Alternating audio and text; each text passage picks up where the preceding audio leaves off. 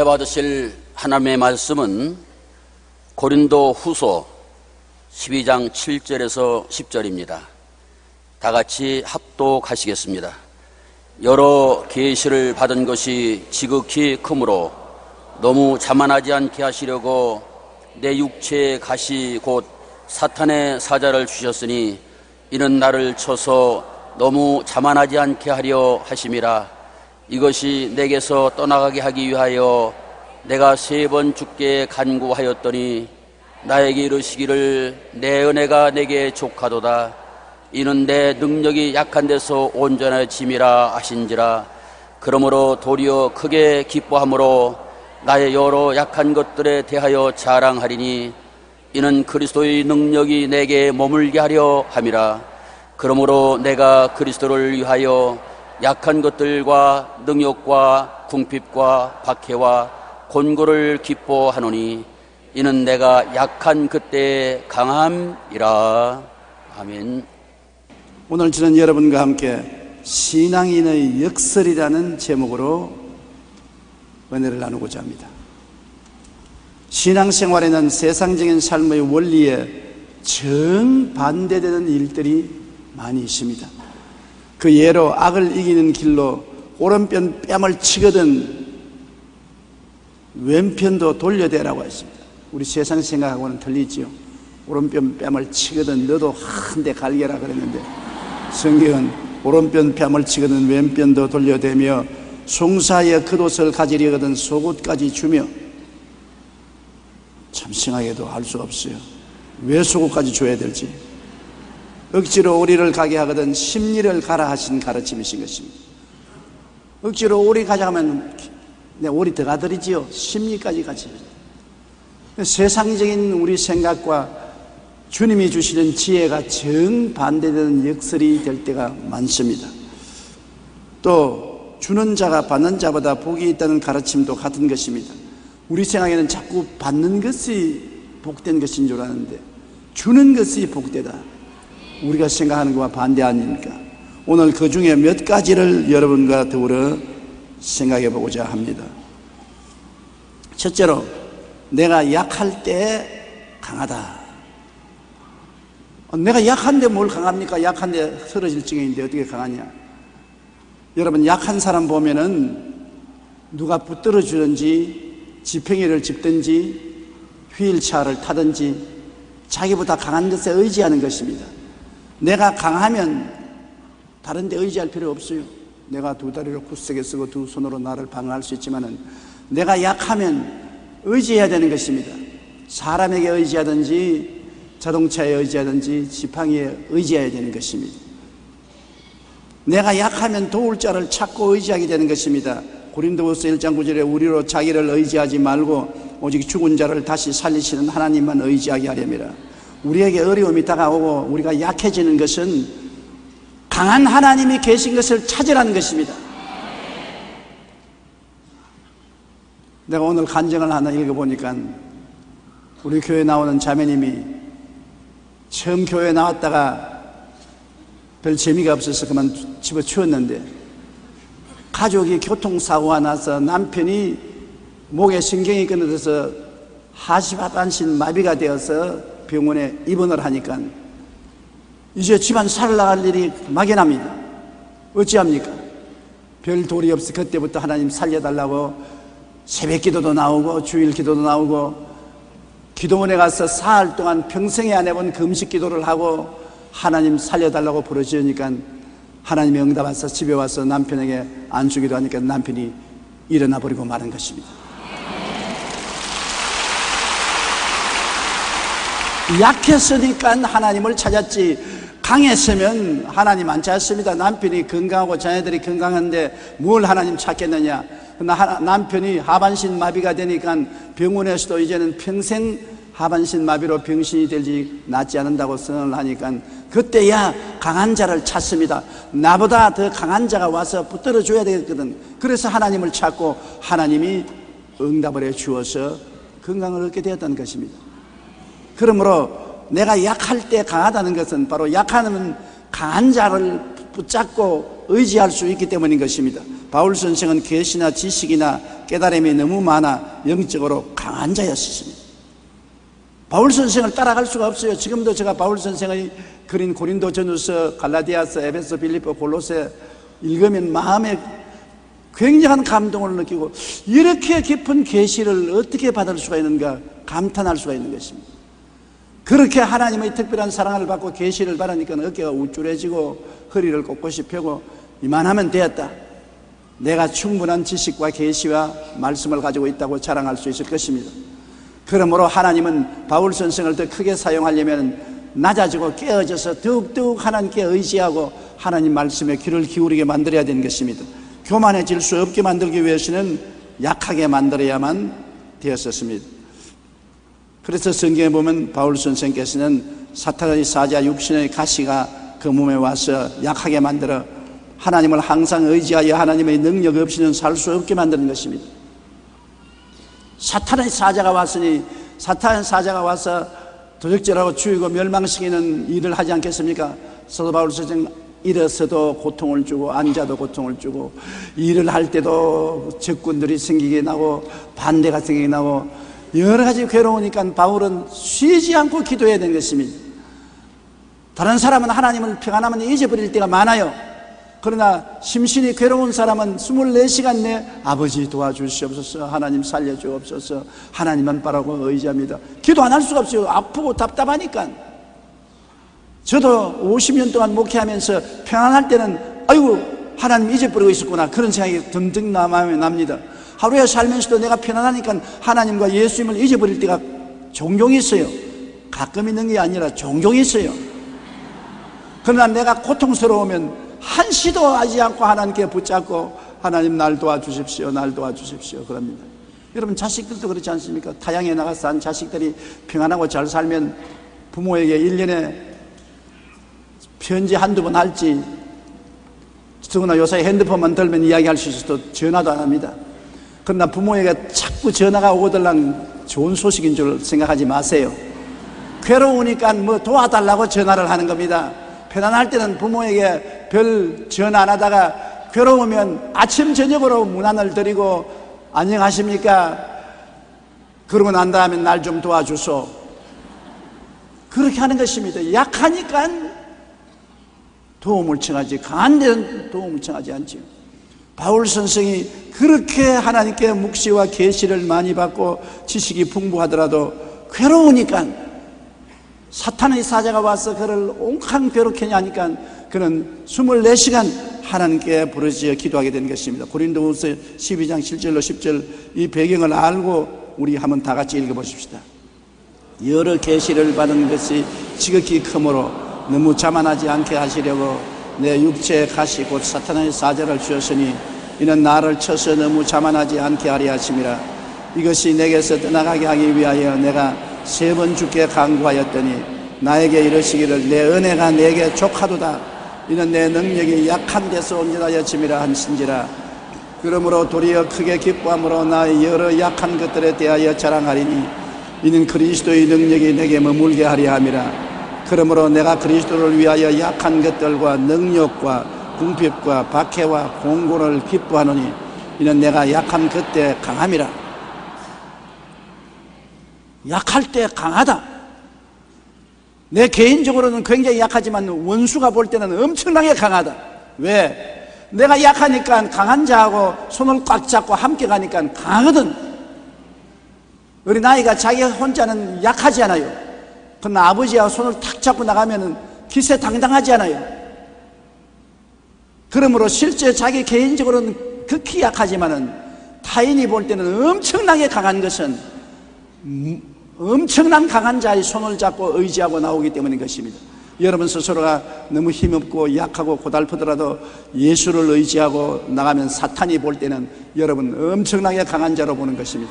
왜냐하면 여러분 플러스 예수님이 함께 오는데 감당할 수가 있어요. 그러나 예수님 없이 내 혼자 강하다고 끄떡거리는 것은 사탄이 볼 때는 하루아침거리도 안 되는 것입니다. 그러므로 참으로 강한 자는 자기가 약한 것을 아는 사람이 강한 자인 것입니다. 참으로 지혜 있는 자는 자기가 지혜 없는 것을 깨달은 사람이고, 참으로 지식 있는 사람은 자기가 무시한 것을 깨달은 사람이고, 참으로 부자는 자기가 가난한 것을 깨달은 사람이에요. 그래야 정말 지식과 지혜와 축복을 주는 하나님께 의지할 수 있고, 하나님이 문을 열면 닫을 자가 없고 닫으면 열 자가 없는 것입니다. 인류 역사의 흐름을 바꿀 만한 큼직한 사건들은 강한 사람들보다는 대부분 약한 환경에 처한 사람들에 의해 이루어진 것이 많습니다. 마르틴 루터는 종교개혁 운동을 할 당시 공민권을 박탈당하고 언둔 생활을 하는 가운데 신약 성서를 독일어로 번역했습니다. 그 책이 바로 최초의 독일어 성경입니다. 또한 성경 다음으로 많이 읽힌다고 하는 첼로 역정은 존 번연이 감옥에서 고통을 당하고 괴로울 때 하나님께 엎드려 기도해서 신앙 고백인 첼로 역정을 기록한 것입니다. 밀턴은 그 유명한 신라권을 적었는데, 그는 장님이 되어서 아무것을 볼 수 없을 때 상상의 눈을 뜨고 신라권이라는 아름다운 장편 시를 지은 것입니다. 레미제라블을 나폴레옹 3세 때 빅토르 위고가 국외로 추방당하여 망명생활을 할 때 고난당하며 하나님께 기도하고 의지하여 적은 책인 것입니다. 음악의 거성인 베토벤은 청각장애가 와서 음악을 들을 수가 없으면서도 불구하고 그때 자기 이외의 하나님의 능력에 의지해서 훌륭한 작품을 완성했습니다. 미국의 대통령 루즈벨트는 소아마비여서 휠체어를 타고 다녔지만 미국의 역대 가장 오랫동안 집권한 4선 대통령이 된 것입니다. 미국의 링컨 대통령은 이렇게 말했습니다. 인생은 위로부터 주어지는 힘에 의해서 움직여진다. 위에서 힘이 와야지. 내 힘 가지고는 제가만 일밖에 못해요. 큰 일을 하려면 위에서 힘이 와야지. 위에서 힘을 얻으려면 의지해야지요. 의지하세요. 의지하세요. 곧 의지하세요. 구하겠네, 구하겠네, 곧 구하겠네. 의지하는 자를 구해주지, 의지하지 않고 자기 스스로 곳곳이 선다고 자랑하는 사람을 하나님은 붙들어 주지 아니하는 것입니다. 우리가 약할 때 강하게 될 수 있는 것은 예수님께서 우리 연약함을 친히 담당해 주시고 우리를 품어 주시고 안아 주시고 업어 주시기 때문인 것입니다. 둘째로, 내가 하나님께 항복할 때 이기는 자가 되는 것입니다. 하나님을 반대하고 하나님 뜻을 거역하면서 내가 내 중심에 서서 내 고집대로 산다고 하는 사람은 형편없이 약한 자인 것입니다. 그러나 내가 깨어져서 하나님께 항복하고 천부의 의지 없이 손들고입니다. 주님이 원하시면 개인이나 가정이나 생활이나 사업이나 모든 것에 순종하겠습니다. 그리고 자기가 하나님께 항복할 때 하나님이 그 사람을 강하게 만들어 주신 것입니다. 하나님께 항복하지 않고 자기 고집대로 서서 나가는 자는 강하게 보이나 실제는 형편없이 약한 자인 것입니다. 야곱의 야복관 시름을 보십시오. 하나님께서 야곱을 보고 고향으로 돌아가라고 했는데 처자를 데리고 많은 짐승떼를 거느리고 고향으로 가까이 와 야복강을 건너고 난 다음에 형이 있는 곳에 사자를 보내니까 형 에서가 동생을 죽이려고 400인의 집에서 기른 장정들을 데리고 출동을 했습니다. 이 소리를 듣자 야곱은 간담이 녹았습니다. 이래서 자기 처자와 짐승떼를 약복감을 다 건너가고 난 다음 자기는 안 건납니다. 여보, 함께 가야지요. 아빠 왜 안 건너가? 너희들 먼저 가. 나 여기 볼 일이 있다. 왜냐? 형이 와서 짐승떼를 치고 처자를 치면은 죽일 이사가 있으니까 36개를 놓겠다는 것입니다. 도망치고. 안 죽이면 그때 슬며시 머리 건질고 나오겠다는 것입니다. 그런 고약한 놈이 어디 있습니까? 처자를 형의 칼의 밥으로 내놓고 자기는 살겠다고 강 건너편에 쪼그리고 앉아서 있습니다. 그러니까 해가 지는데 갑자기 키가 크고 장대한 분이 다가오더니만 그를 콱 붙잡고 건너가라 이놈아. 강을 건너가서 처자와 살아도 같이 살고 죽어도 같이 죽어야 될 것 아니냐. 건너가라. 나 안 가요. 내가 살아야지 뭐 처자가 죽더라도 내가 살아야지 무슨 소리냐. 난 안 가요. 그런 남편하고 결혼한 여자는 행복한 여자인지요. 결혼할 때 조심해야 돼요. 책임질 사람을 결혼해야지. 결혼만 하고 책임 안 지는 사람하고 결혼했다가는 신세 망치는 것입니다. 야곱은 책임을 안 져요. 처자가 다 형의 칼에 죽으면 자기는 도망치고 인생 새 출발하겠다는 것입니다. 나는 성경 이때만 읽을 때만 되면 야곱에게 한번 주워 받고 싶은 생각이 나요. 하나님의 사자가 와서 건너가라, 건너가라. 안 가요. 얼마나 고집이 있으든지 초저녁에 실험을 시작한 것이 새벽에 해가 뜰 때까지 항복을 하지 않습니다. 그러니까 하나님의 사자가 손을 들어 한두 뼈를 치니까 뼈가 어득하고 그러져 자빠졌습니다. 쩔눈발이가 됐어요. 이제 보니 큰일 났단 말입니다. 이제 형이 오면 도망치기 틀렸어요. 그냥 완전히 환두뼈가 그려져서 걸음을 걸어도 그냥 걷지 못하고 이러고 몇 자국 달아나겠습니까? 그러니까 하나님의 사자를 붙잡고 나를 복내려 주지 않으면 당신을 놓지 않겠나이다. 너 이름이 뭐냐? 야곱입니다. 쉽게 말하면 사기꾼이란 말인 것입니다. 너 이름은 이제 야곱이 아니고 이스라엘로 불러라. 이스라엘은 하나님과 씨름해서 이긴 자라는 것입니다. 하나님을 씨름해서 졌는데도 불구하고 왜 이긴 자라고 말하냐? 그가 하나님께 항복을 하니까 하나님은 항복한 자를 승리자로 불러주시는 것입니다. 우리 그 이야기가 창세기 32장 24절로 25절 있는데 저 이야기를 기억하면서 성경을 한번 같이 읽어보십시다. 야곱은 홀로 남았더니 어떤 사람이 날이 새도록 야곱과 씨름하다가 자기가 야곱을 이기지 못함을 보고 그가 야곱의 허벅지 관절을 치매 야곱의 허벅지 관절이 그 사람과 씨름할 때 어긋났더라. 그 다음 창세기 32장 26절로 28절 읽으십시다. 그가 날이 이르되 서리하니 나로 가게 하라. 야곱이 이르되 당신이 내게 축복하지 아니하면 가게 하지 아니하겠나이다. 그 사람이 그에게 이르되 내 이름이 무엇이냐? 그가 이르되 야곱이니이다. 그가 이르되 내 이름을 다시는 야곱이라 부를 것이 아니요 이스라엘이라 부를 것이니 너는 내가 하나님과 및 사람과 그리워 이겼음이라. 완전히 하나님과 씨름해서 사실은 졌는데 하나님은 전 사람 보고 너는 이겼다. 항복한 사람은 하나님 안에서 승리자가 되는 것입니다.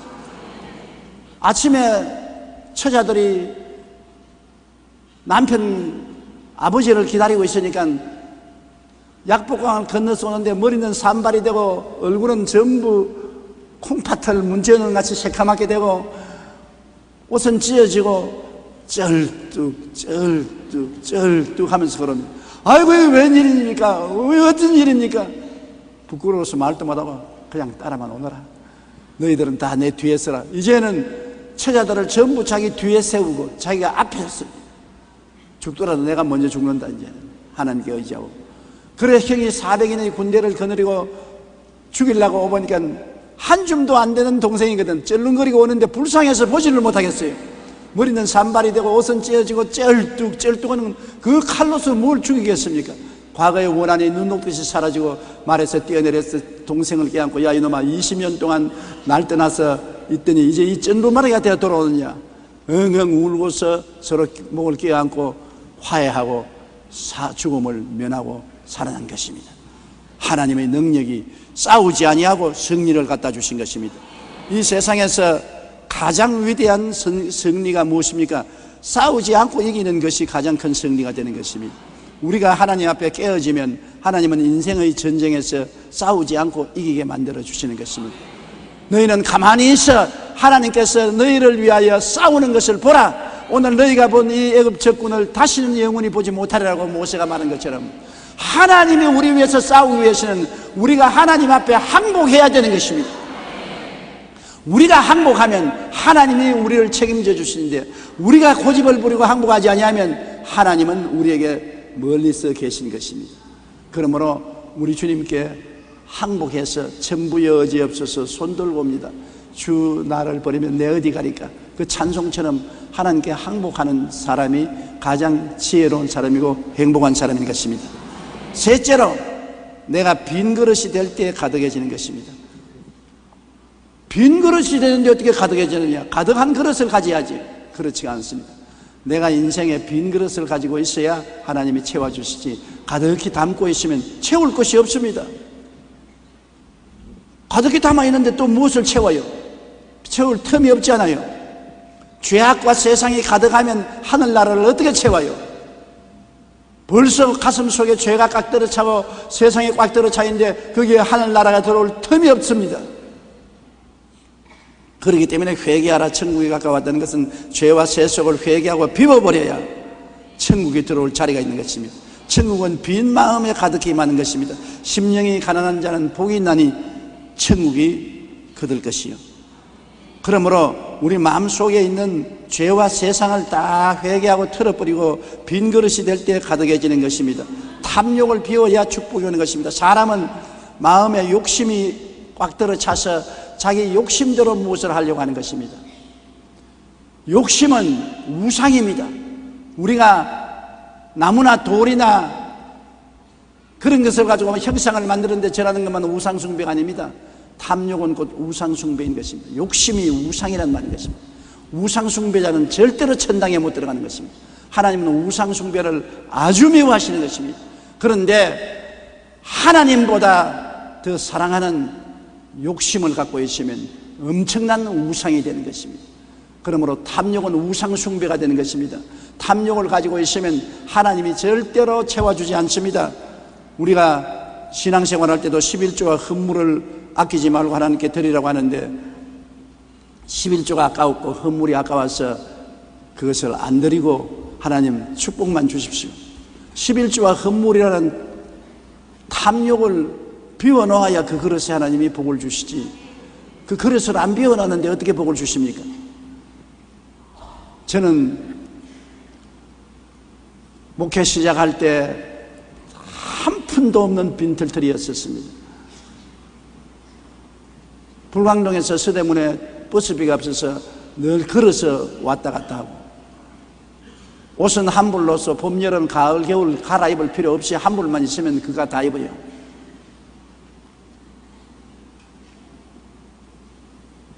좀 살게 되고 난 다음에 반스도 입고 란닝구도 입었지, 반스도 란닝구도 없이 살았다.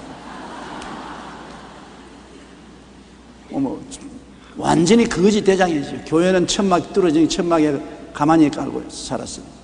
그래도 내게 뭐 하나 생기면 11조는 반드시 드렸습니다. 반드시 드렸어요. 점심때가 되면 제가 점심을 먹고 올라오는데 우리 손자와 같이 점심을 먹는데 우리 손자인 성욱이가 올 때마다 할아버지에게 뭐를 갖다 줍니다.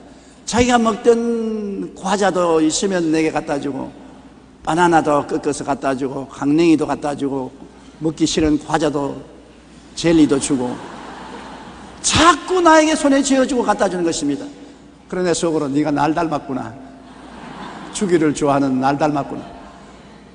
저는 원래부터 하나님께 드리기 원하고 이웃에 주기를 좋아했었습니다. 이래서 있는 것이 있으면 하나님께 드리고 이웃에 늘 도움을 베풀었는데, 그 어려운 시기에 심고 난 다음 잠시 동안 어려움을 당했지만 50년의 목회 생활에 99%는 하나님이 상상할 수 없는 축복과 은혜를 주신 것입니다. 내가 쌓을 것이 없도록 붙지 않아 보란 대로 그대로 해주신 것입니다. 저는 실제 나의 생활 속에 50년 동안 경험하고 배워서 압니다. 하나님께서는 심은 대로 거두게 해주신다는 것을 체험으로 알고 있는 것입니다. 내가 있는 것으로 심고 비워놓아야 하나님이 채워주시지, 내가 가득히 채워놓고 난 다음에 복을 달라 하면 잘못된 것입니다. 말라기 3장 10절로 12절 우리 다 같이 한번 읽어보십시다. 만군의 야훼가 이르노라, 너희의 온전한 11조를 창고에 들여 나의 집에 양식이 있게 하고 그것으로 나를 시험하여 내가 하늘 문을 열고 너희에게 복을 쌓을 곳이 없도록 붙지 아니하나 보라. 만군의 야훼가 이르노라, 내가 너희를 위하여 메뚜기를 금하여 너희 토지 소산을 먹어 없애지 못하게 하며 너희 밭에 포도나무 열매가 기한 전에 떨어지지 않게 하리니 너희 땅이 아름다워지므로 모든 이방인들이 너희를 복되다 하리라. 만군의 야훼의 말이니라. 하나님 거짓말 하시겠습니까? 하나님 거짓말하면 저 하늘을 지으시고 이 땅을 지으신 하나님이 어떻게 하나님이 될 수 있겠습니까? 우리가 말씀대로 시행하고 환경을 바라보지 않고 믿고 있으면 빈 그릇은 다 채워지는 것입니다. 사랑하는 자여, 내 영혼이 잘됨같이 내가 범사에 잘되며 강건하기를 내가 강관을 하신 줄.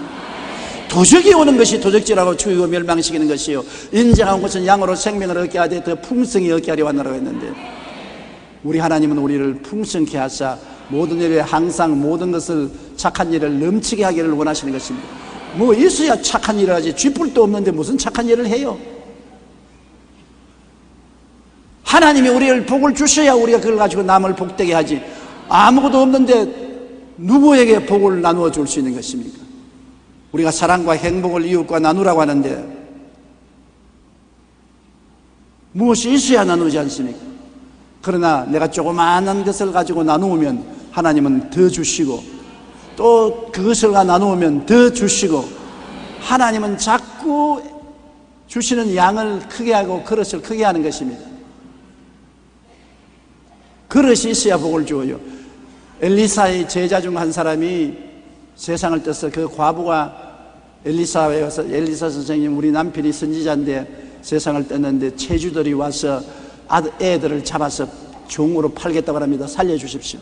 엘리사가 집에 뭐가 있느냐? 먹다 남은 기름 조그만밖에 없습니다. 집에 돌아가서 애들을 시켜서 이웃의 그릇을 빌리되 많이 빌려라. 그리고 문을 닫아놓고 그 기름병으로 그릇에다가 부어라. 그래서 이 과부가 애들 시켜서 이웃에서 모든 양푼과 대야 다 빌렸습니다. 그리고 집에 부엌에 갖다 넣어놓고 문 닫아놓고 그 조그마한 기름병 갖다 부으니까 기름이 줄줄 나오는데 끝이 없어. 끝이 없어. 한 그릇 채워놓고 다른 그릇 내오니까 또 줄줄 나오고 또 줄줄 나오고, 온 집에 있는 그릇에 기름이 가득 차고 난 다음에 애 보고, 얘야 또 대야 가져오너라. 엄마 다 가져왔어요. 이제 없어요. 그러니까 기름이 뚝 꺼져버렸습니다. 기름이 그릇이 있을 동안에는 늘 흐르지만은 그릇이 없으면 거쳐버리고 마는 것입니다. 여러분이 계속 빈 그릇을 만들어야 계속 부어주시지, 여러분 빈 그릇을 안 만들면 하는 축복은 거칩니다. 내게 주시는 축복을 자꾸 나누어 주어서 내가 자꾸 적은 그릇을 비우면 큰 그릇으로 또 채워주고, 큰 그릇을 비우면 더 큰 그릇으로 채워주는 것이 하나님인 것입니다. 하나님은 어제나 오늘이나 영원토록 동일하시고, 하나님은 그 풍성한 대로 우리 쓸 것을 더하시고 채워주시는 하나님인 것입니다. 좋은 하나님인 것입니다. 누가복음 6장 38절에 주라, 그리하면 너희에게 줄 것이니 곧 후회되어 누르고 흔들어 넘치도록 하여 너희가 함께 주리라. 나는 이 성경만 보면 친정 어머니가 눈에 보여요. 요사이는 그러셨지만 옛날에 시집살이 하다가 고생 많이 하고 친정에 왔다가 시집에 갈 때 친정 어머니가 부엌으로 불러다가 조그마한 그릇에 딸이나 손주나 함께 그 그릇에 보리나 쌀을 이렇게 데워 넣어서 흔들어 가지고 눌러서 또 넘치게 해서 사서 안겨 보내는 것입니다. 더 주려고 무수히 애를 치는 것입니다. 여기 그냥 그릇에 가득 채우는 것이 아니라 후회되어서 또 눌러 가지고서 또 더 흔들어 가지고서 또 넘치게 해서 안겨주리라. 이게 하나님이 여러분에게 주시기를 원하는 것입니다. 이게 여러분의 하나님이요, 이게 여러분의 친아버지요, 여러분을 지으신 자의 소원인 것입니다. 이런 하나님을 모시고 있는데 왜 헐벗고 굶주린다는 말인 것입니까? 무엇을 먹을까, 무엇을 입을까, 무엇을 마실까, 이런 것은 염려하지 말라. 이는 이방인들이 염려하는 것이요, 너희 천국께서는 이 모든 것이 너에게 있어야 될 줄 아시나니라. 그 나라와 그 일을 먼저 구하라. 그러면 이 모든 것을 더하시라고 하셨습니다. 이 좋은 하나님을 여러분 의지하고 살게 되시기를 바랍니다. 젊은 사업가인 워너메이커가 하루는 장미 화원을 잘 가꾼 가정을 방문했습니다.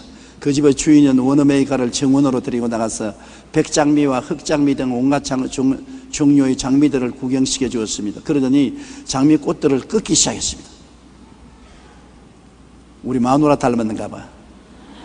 우리 정원에 나가면 나무들이 좋고 꽃들이 잘 피었는데 우리 집 사람하고 나가기만 하면 자꾸 나무를 꺾어요. 나는 너무 아까워 못 견디겠는데, 그 꺾지 말라고. 꺾어야 잘 된다고 자꾸 꺾습니다. 내가 이 이야기를 읽기 전까지도 섭섭하게 생각했는데, 이 이야기를 읽고 보니까 우리 마누라가 나보다 지혜가 있어요. 장미꽃을 꺾기 시작했는데 몇 개의 덩굴은 꽃 한 송이만 남겨두고 모두 가지를 다 꺾어버립니다. 이를 보고 놀란 원어메이커가 물었습니다. 아니 왜 가지를 모두 칩니까? 그러자 집주인은 웃으면서 이렇게 대답을 했습니다.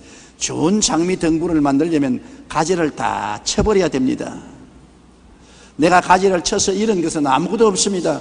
원어메이커는 가지를 잘라내도 잃는 것이 없다는 말에 큰 교훈을 받고 충격을 얻었습니다. 내 사업에 여러 가지 가지를 쳐서 자꾸 나누어져 버리면 본통 사업이 축복을 받는구나. 가지를 그대로 내려놓으면 꽃들이, 장미꽃이 조그만한 것만 달랑달랑 달리는데 다 꺾어버리니까 몇 송이 피어들어도 큼직하고 보암직하게 피는 것처럼,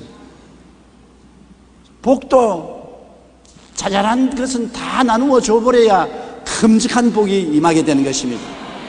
와나메이커는 이 사실을 깨닫고 그 사업체는 점점 커져서 나중에 미국의 대재벌이 된 것입니다. 우리는 욕심과 탐욕을 비워 빈 그릇이 될 때 가득히 채울 수 있습니다. 탐욕을 버리고 하나님의 것은 하나님께 아낌없이 드리고, 사랑과 행복을 나누기 위해서 나에게 필요 없는 것은 다 나누어 드리고 다 흩어주고, 우리 생활의 가지를 꺾어가지고서 너무 늘어진 것 다 나누어 주고 나면은 하나님이 크게 열매 맺게 해주는 것입니다. 자, 오늘 인생은 너무 복잡하게 살지 말고 단순하게 사는 게 좋습니다. 먹지도 않을 것 집에 갖다 놓고 쓰지도 않을 것 벽장에 속에 두지 말고 오늘 가서 다 가지고 사랑과 행복 나누기 운동에 가지고 오세요. 벽에도 좋고 혼이불도 좋고 담요도 좋고 먹던 약도 좋고, 왜 내가 안 쓰는 건 왜 가지고 있습니까? 나 쓰기는 필요 없고 남 주기는 아깝고 썩을 때까지 갖다 놓습니다. 사실 여러분 벽장 열어보면 쓸데없는 건 많아요. 부엌에도 가면 안 먹는 건 많이 있고, 돈도 남아서 안 쓰고 놔두었으면 가져오세요. 자꾸만 자꾸 비워야 하나님의 성령의 기름이 부어지지, 비우지 아니하면 안 부어지는 것입니다. 버려야 얻는 비밀이 바로 여기에 있는 것입니다. 넷째로, 내가 죽을 때 영원히 사는 것입니다. 왜냐, 나는 두 사람이 함께 살거든요. 속 사람과 그 사람이 함께 살아요. 여러분 모두 다 이중인격입니다. 영혼의 사람과 육신의 사람, 두 사람이 살아요. 그런데 그 두 사람 중에 한 사람이 죽어야 다른 사람이 사는 것인데, 세상 사람은 속 사람이 죽었기 때문에 60만 살다가 70, 80, 90 되면 흙으로 돌아가고 지옥에 떨어지고 마는 것입니다.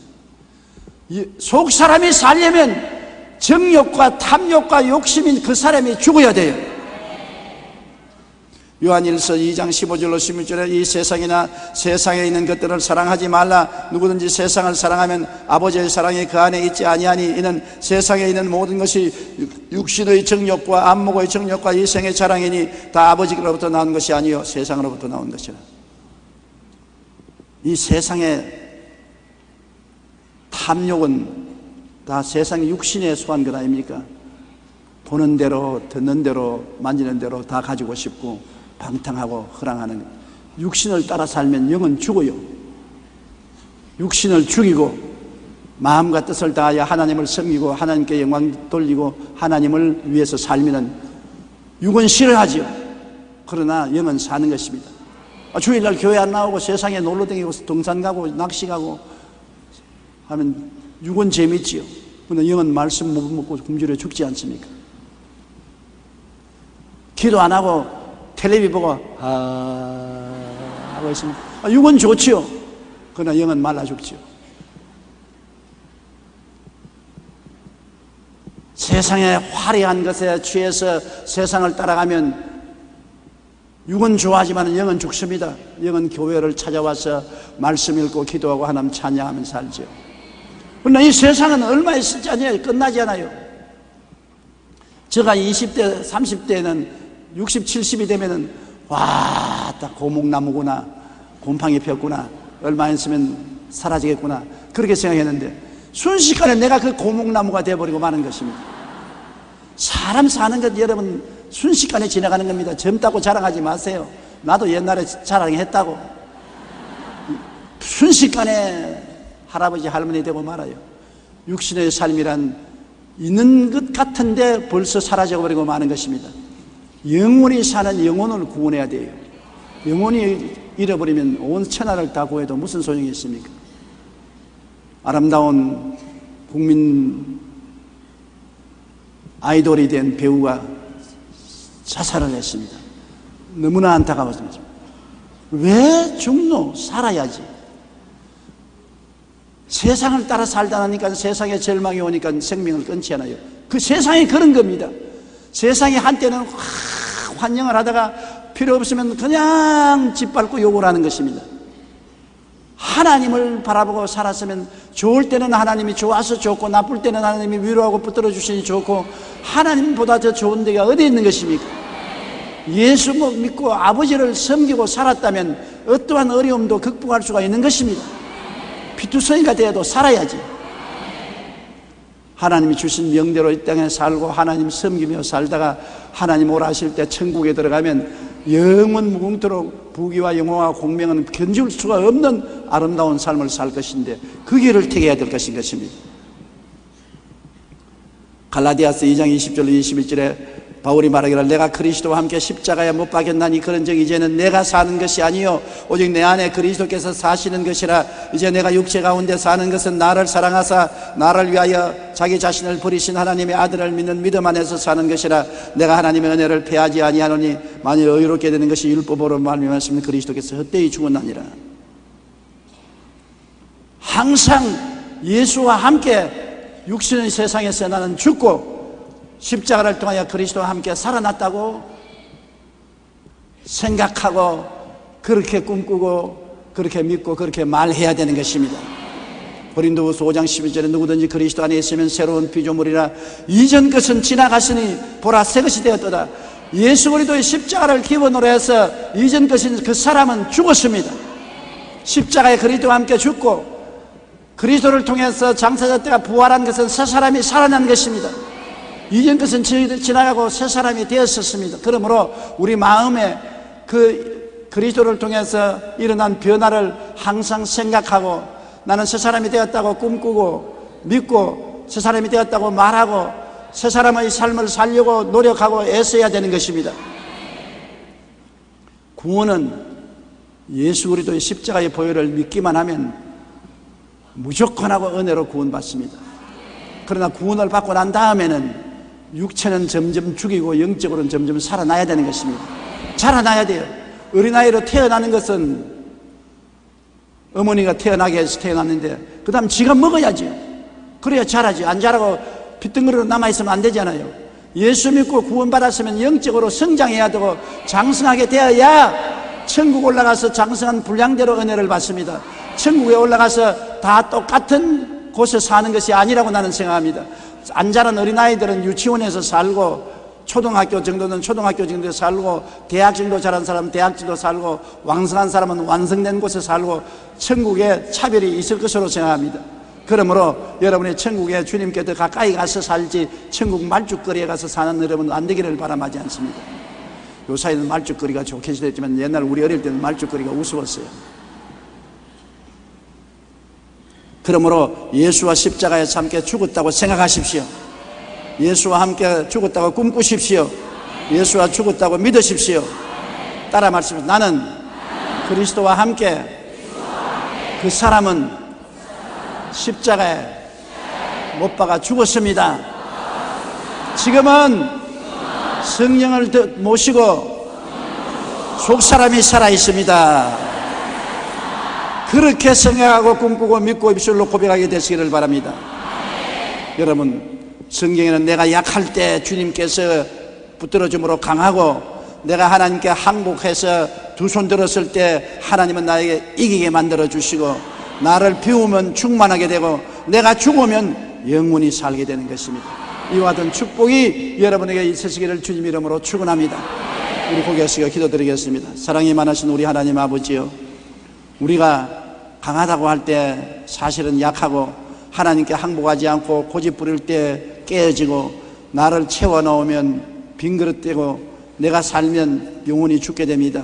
아버지 하나님 십자가의 도리를 따라 우리는 항상 나를 의지하지 말고 나를 강하게 하시는 주님을 바라보고 의지하게 도와주시옵시고 하나님께 깨어져서 항복하고 하나님 앞에 무릎을 꿇게 도와주시옵시고 내 자신을 항상 비우고 하나님께 영광 돌리게 도와주시옵시고 나의 영혼이 살기 위해서 육체가 십자가에 늘 못 박여 죽게 만들어 주옵소서. 도와주옵소서. 이 세상에 사람이 천하를 다 얻고도 자기 목숨 하나 잃으면 무슨 유익이 있습니까? 사람이 자기 목숨과 무엇하고 계십니까? 순식간에 지나가는 세상 붙잡고 살다가 영혼을 잃어버려 지옥불에 타지 말게 하여 주시옵소서. 예수님 이름으로 기도합니다.